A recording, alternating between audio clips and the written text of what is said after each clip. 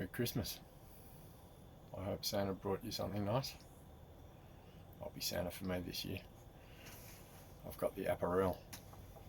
Today I'd like to talk about re-traumatization and learning tactic to thwart the narcissist's continual oncoming. I found in the end that every one of my intimate relationships with ladies was narcissistic early on. It couldn't not be, as I was unavailable too. I was in that state.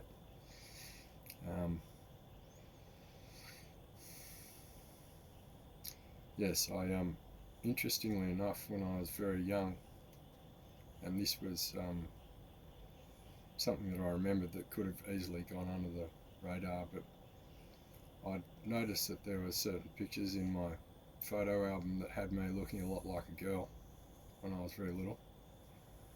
My mother used to tell me that I was meant to be a girl, that she wanted a girl, and I was given 2 Barbie dolls as well.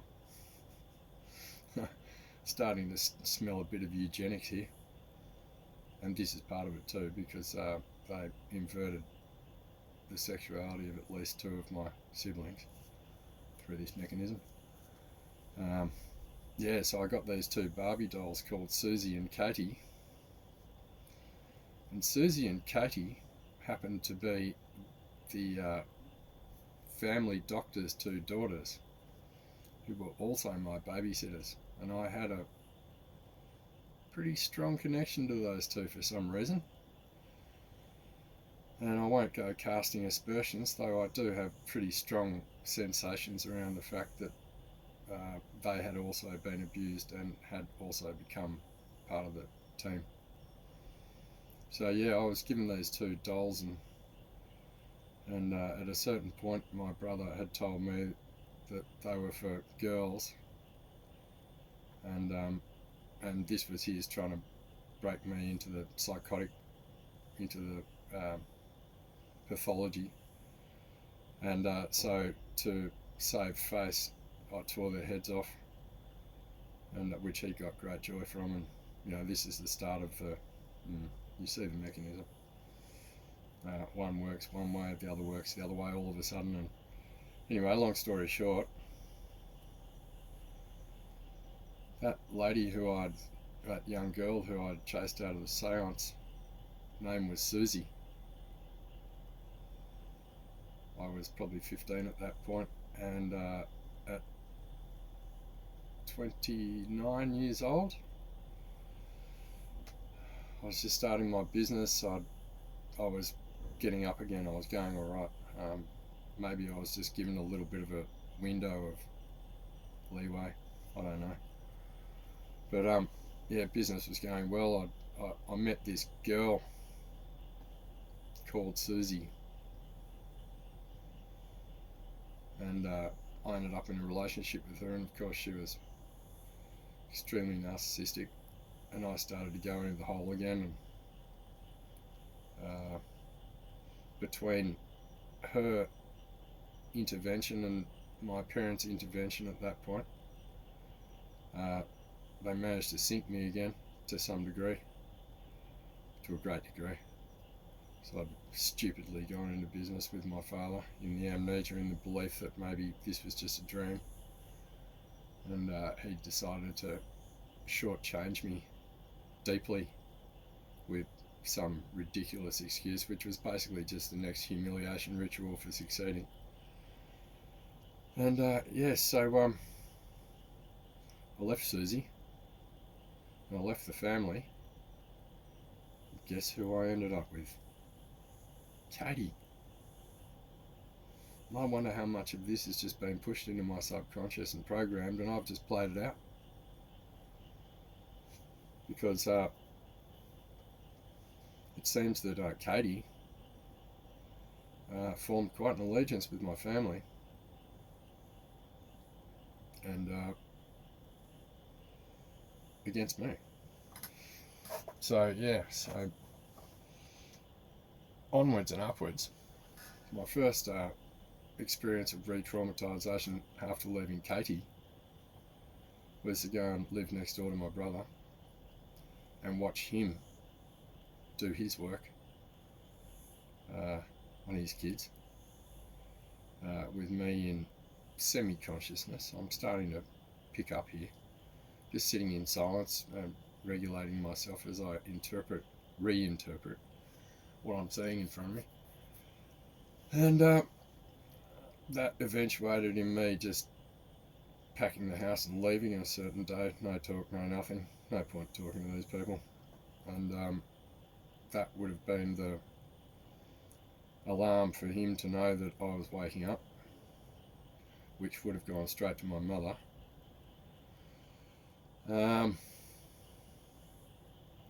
Funnily enough, after I left there, I dropped through my mother's place, just about to break out again and, start being myself, and she brought me into some ridiculous argument, creating a bit of loosh, and I said I'd go down to the beach, go and visit my dad and brother who had been thrown in the ocean down there, down at Broken Head. That was an appropriate place for them to finish, broken people. And went to the pub, met a couple of publicans, got drunk, had a bit of amnesia, lost bearings completely. And this is witchcraft, I'm telling you. She'd been up to something. And my meniscus in my knee snapped and exploded into my joint, and I had to spend 10 weeks with Mum, which was my next re-traumatisation. That was hectic. Back to the scene of the crime.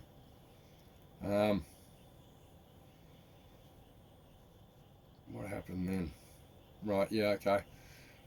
I went to South America, did all that sort of stuff.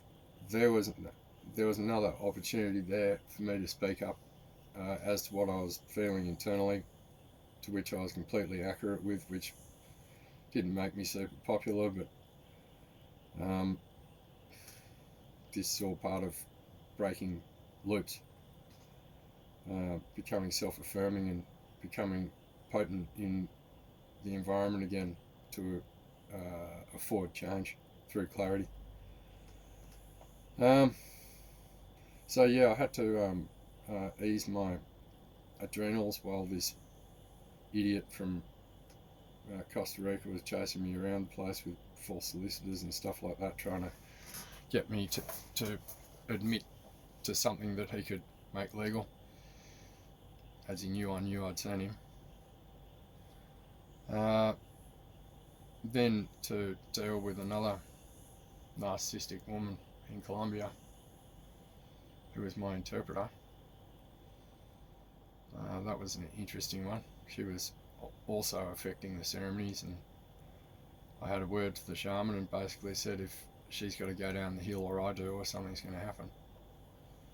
And he didn't listen, and I was getting chewed by bird mites. I was the only one getting eaten every night, and this woman was wailing during the ceremonies, and I started mimicking her a bit and telling her, just drink more medicine because you're making too much noise. That's pretty inconvenient. Anyway, yeah, that turned out a bit rough. But I'd already said to the shaman, I'll stand between you and them. And he didn't know what I was talking about because he didn't see what was coming, but I did. And I kicked her out of the Maloka, and the rain came, and it came, and it came, and the town flooded. And that was interesting. Anyway, I came home, did the DVO hearing year long, which was just extended out, just kept getting delayed by my lovely ex-wife. Really enjoying wasting my time while keeping me from my children. Yeah, so I was with another lady at that point. She probably was less narcissistic, if I could be complimentary. She'd had a horrible life. And I have a lot of empathy for anyone who's been through a horrible time. That's been part of my softness towards narcissists, is I know what's created them, because it's what tried to create me too. So yeah, I have an empathy for their soul, but not for their beingness, and not for the spirit that drives them. So yeah, during that year, I had this girlfriend report to me that she'd seen a blonde lady in a green suit with a green gun shooting green bullets at her. And I showed her a picture of my ex-wife in the wedding dress, and interesting. So then I understood about the nature of how tethers, how they can affect the people that you're connected to through you, which is also a mode of isolation, because what they're trying to do is freak the other person out and jettison the relationship. Isolation's a very big part of their agenda. Yeah, because the more you're isolated, the more people think there's a problem with you. But yeah, anyway. So from that point, I was then stalked by my brother-in-law. Prior to that, I took a quick trip down south and got caught during COVID, right near my in-laws' place, after they'd been goading me during the trial, and also re-holiday times, reiterating everything their daughter had said, like a spun parrot, a termite. So I took it to them, and while I was down there, I made my presence very well known, and they wouldn't even come down the hill, because I was being surveilled by my ex-wife through Google Maps, which she and my mother had combined to get all the secret sentences that needed to get her in. So she'd been basically through my emails, through all of my private stuff, and I'd known. I was very conscious of the fact that I was being watched somehow. So anyway, her brother came up, and she was Google Mapsing me, and he was turning up at certain points, and I was thinking, this is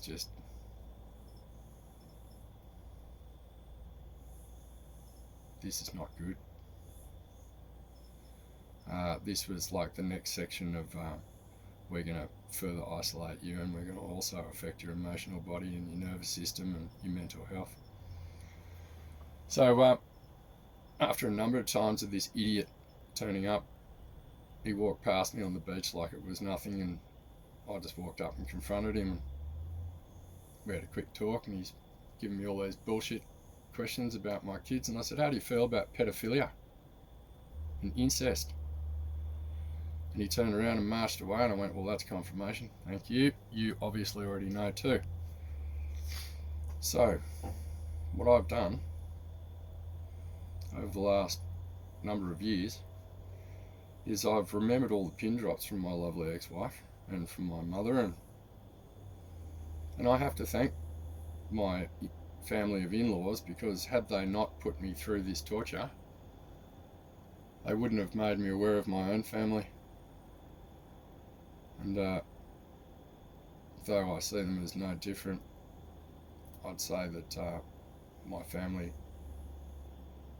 a little more culpable by depth. So yeah, what I'd done is I'd realised the narcissist mechanisms and their tactics of isolation and character assassination and smear campaigns and all that sort of stuff. And so what I did was, like they did, I started on all the outside people first, and I forensically read each one and told them their history, every single one of them, through what had been dropped by all of them, because they do surreptitiously spin their story in to start melding into your subconscious. is the way it works. So my remembering was to put all those pieces together and to serve them up a story of exactly what they did, exactly what happened to within the family, what they did to the children, and what's happening now. So that was family one out of the way pretty well. I still hadn't dealt with the kingpin yet. You leave them till last. Got to take the strong man last. Sounds pretty tactical, doesn't it? Well, I was given the gift of tactic during this time too. Oh yeah, I've been in a tent before in tactic. This isn't my first rodeo. After that, I was still getting harangued and a bit of government mail opened by my mother, and her turning up by my car like out of nowhere and freaking me right out. It felt supernatural. To tell you the truth, I was half thinking about just opening the door on her, not out of anger but out of shock. Yeah, just too close, too quick, and talking to me in my ear all of a sudden. So yeah, it just got stranger and stranger. And so the next thing I did was to my brother decided to steal $50,000 worth of stuff from me after I've helped him rebuild his house after he hired an alcoholic builder. Idiot. And so then he steals my stuff on top of it, because this is all part of the you'll have nothing left to live for. My mother was fully aware, because I got her to ring him in front of me, and I told her what to say. I programmed him through her. And this is where they all started to freak out a little bit. I heard my brother's voice crack. And then I apprehended my sister and gave her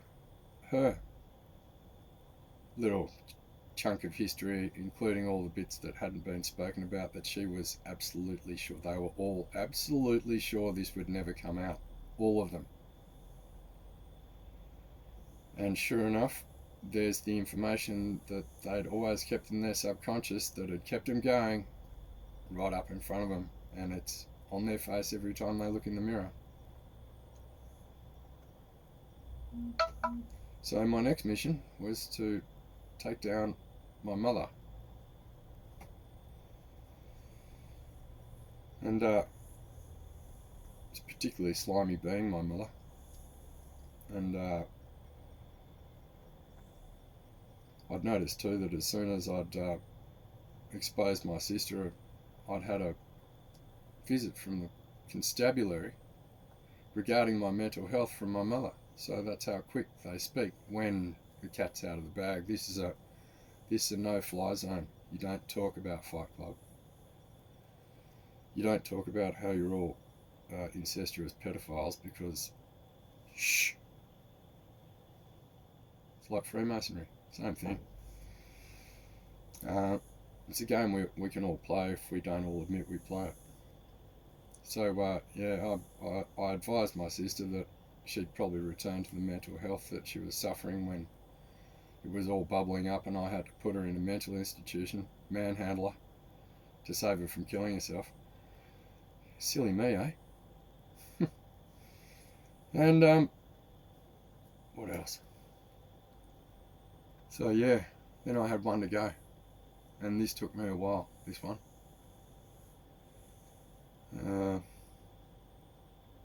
My lovely ex-wife was still believing that everything was under wraps,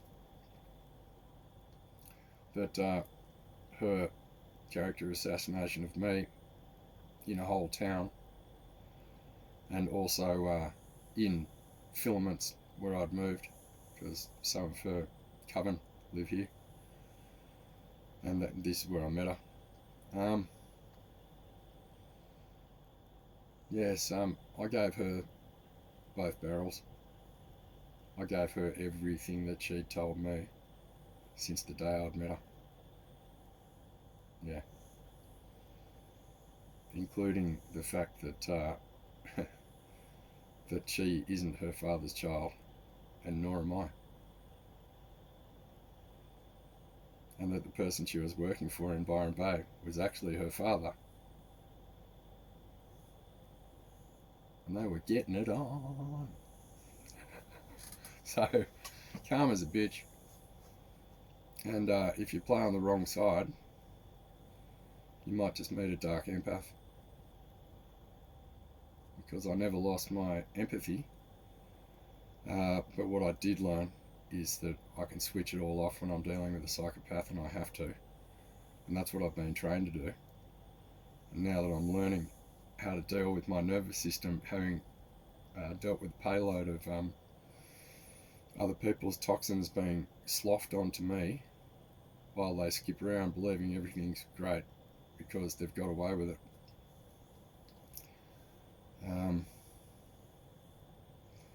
I'm the biggest surprise they've ever seen. I said to my sister back in probably 2012, when I was starting to come through, because she knew. I'd called her a lesbian when I was probably 7 years old, and she punched me in the head, and I thought that must be some sort of indicator of something. And yeah, she actually was caught having an affair with one of the school teachers of a prodigious North Sydney women's school. It just keeps going. This teacher snuck into our family home to have sex with my sister. It's pretty keen. Unbelievable. So,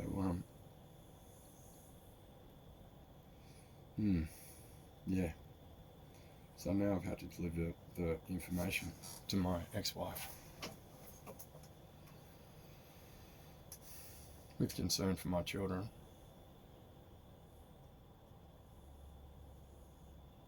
Knowing that the truth has to come out for those children to heal, for them to be free of the lie, the abuse, and the buried subconscious stuff, because what I saw in those children over those years made me very, very sad and very amnesic, and it reminded me exactly of what I went through, apart from those two were turned on each other and themselves. And I watched their personalities dwindling and their conscious dwindling, and I had no proof.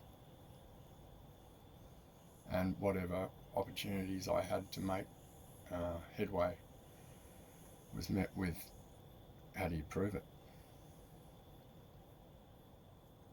Well, I know. And so does she. That's the proof. And so will my children know at the right time. Because this mechanism is built to cincture the help and fortify the problem. So doing all this sort of stuff makes it very difficult to be around people too, because there's a dark side of me that I'm okay with, but I know how I emanate when I'm doing this stuff, and I know how much I impact people by my energy, and always have, which is part of why I dim my light, so that people wouldn't react to the strength of my energy, but instead they reacted to me dwindling it. So I was sort of set with a situation where I was going to be alone or minimise myself somewhat anyway. Because the more I was authentic, the more chance this was going to pop up. And as I've noticed too, huge surges of power when I'm dealing with this sort of stuff, and sudden inspirations to run into the fear, to run into the terror again, and bring the light in. It's very counterintuitive. Um,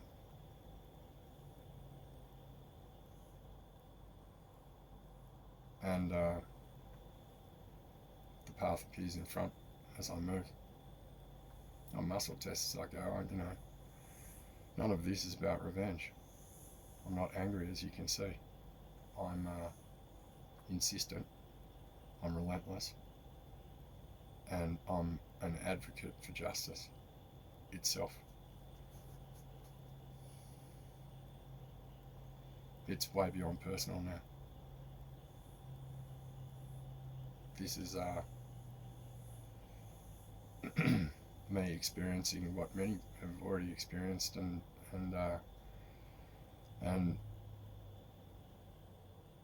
I've had to stuff down stuff from very young that I've seen that terrified me, that was purposefully created to keep me in this state so that I could be drained, essentially. The blood's one thing, it's the energetic draining, it's the tethering that's, it's night and day when it's on.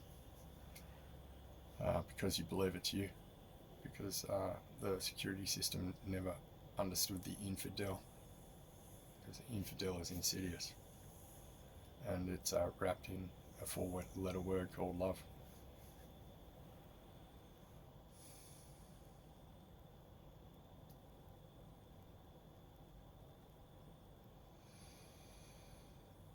So I sit and wait now, and I teach my body to relax, despite a lot of the stuff that's come out. And I'm finding during those times too, I get a lot of attacks while I'm doing this stuff, and sometimes I do it because I've been attacked. I've had the last 2 birthdays where I know people have been doing witchcraft, and they've tried to put me into the hole, and it was very extreme and very fast. I'm talking about smelling incense outside, looking around, no one's there, and within 10 minutes I'm fighting very hard, feeling desperate for no reason. But I know what the reason is. It is because they tap in through my birth date, through my birth chart. And that's why this last ridiculous relationship that I was with instantly connected to my ex-wife and a few others, and that's why I ended up with 5 subscribers before I launched. And that's why I waited a few years before I launched, because I needed to build this material so that people like Terry can understand that what goes around comes around, and I don't have to visit, because it's a universal principle, and you've broken universal law. You should not touch some. You should understand people's spiritual rank before you decide to gang up on people. So yeah, bit of a hiatus in my launching, and this is the reason why, is because this is the material for my launch.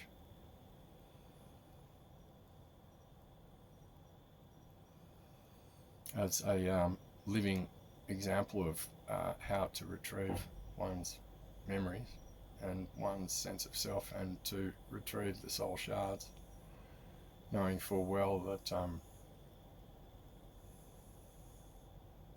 if you can survive this, you begin all of it. And the greatest weakness is doubt and fear, and this is what these people purvey, these things purvey. They offer you all the materials to break yourself down by consent of their behaviour. And it's very hard to be responsible when you've been corrupted chemically, spiritually, emotionally, and mentally.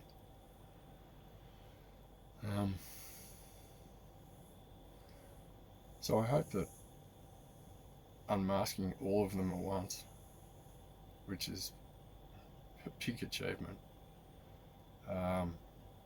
sets me free. It sets them free too, to do their work, because now they've got something to focus on at home, inside, something to rectify, which is understanding that they don't know if they've got the parasite or if they are the parasite. And it's not about guilt, it's about fear of exposure. That's all it is. They don't have empathy, no emotion, apart from fear of getting sprung. So I've offered them that, and if they'd like any more, I'm happy to serve. But I believe we've pretty well got to the bottom of all of this on a individual and group level, and on a cumulative level too, of non-missable parts joining by virtue of a common goal being trying to end me. And it didn't work, and I did have to pull my brother up for his spruiking about, talking about knocking me off. These are the sort of things I've had to do through intuition to separate people off him and leave him as the fool that he is, pedophile that he is. So they've all been named and shamed. And if my immuno health over these times is any indication of what happens when this sort of duress is finally landing, they're not as strong as me. And time will tell from this point. Judgment's been laid. Sentencing. It's time. Thank you for your time. Cheers.